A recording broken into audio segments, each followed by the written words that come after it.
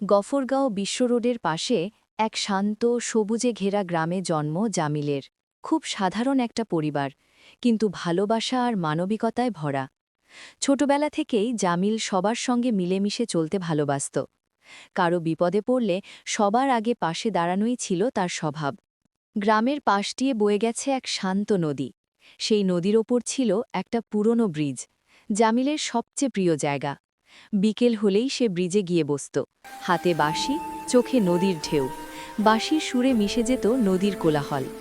বাতাসে দুলে দুলে নাচত সাদা কাশফুল, মনে হতো পুরো প্রকৃতিই যেন গান শুনছে। নদীর ধারে জেলেরা জাল ফেলত, মাছ ধরার সেই দৃশ্য জামিল মুগ্ধ হয়ে দেখত। কখনো বন্ধুদের নিয়ে নদীতে নেমে পড়ত গোসলে, হাসি, গল্প আর পানির ছিটায় ভরে উঠত চারপাশ।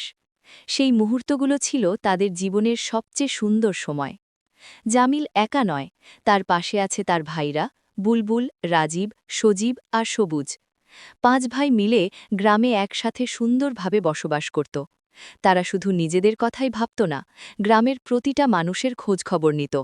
কেউ অসুস্থ হলে ওষুধ এনে দিত, কারো ঘরে সমস্যা হলে সাহায্যের হাত বাড়িয়ে দিত। এই কারণেই জামিল আর তার ভাইরা ছিল গ্রামের মানুষের খুব আপন। সবাই তাদের ভালোবাসত, বিশ্বাস করত।